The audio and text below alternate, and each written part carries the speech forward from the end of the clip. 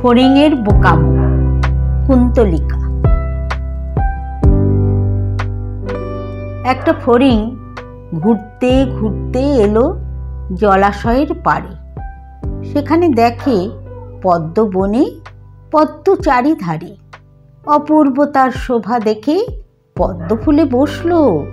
ভীষণ খিদে, মধু খেলো আর মনে মনে ভাবলো, আর তো কেউ এখানে নেই, আমি একা আছি, এইখানেতে বাসা বাঁধি, মধু খেয়েই বাঁচি।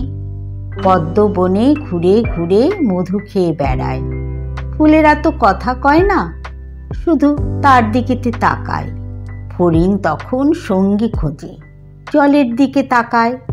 দেখে তারই মতো আরেক ফড়িং জলের নিচে বেড়ায়। তার দিকে তাকিয়ে বলে, জলের ফড়িং শোনো, আমার মতো ডাঙায় এসো।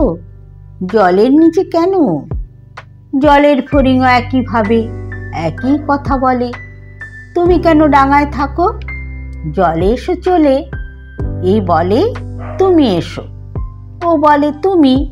এ বলে না না তুমি এসো, ও বলে না না তুমি। এইভাবে যখন কথা কাটাকাটি, একটা সাপ দিল কি। সাপ ভাবলো, এ আবার কি, এ যে একই ফড়িং দেখি।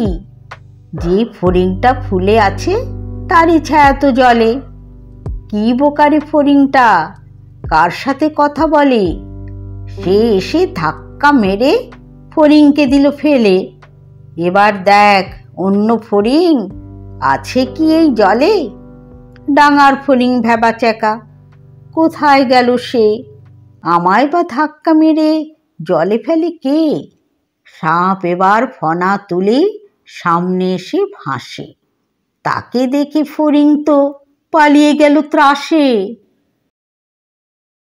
সাপ বলল, তোর মতো বোকা হলে সবাই মরবে অনায়াসে, একটু বুদ্ধি খরচ কর।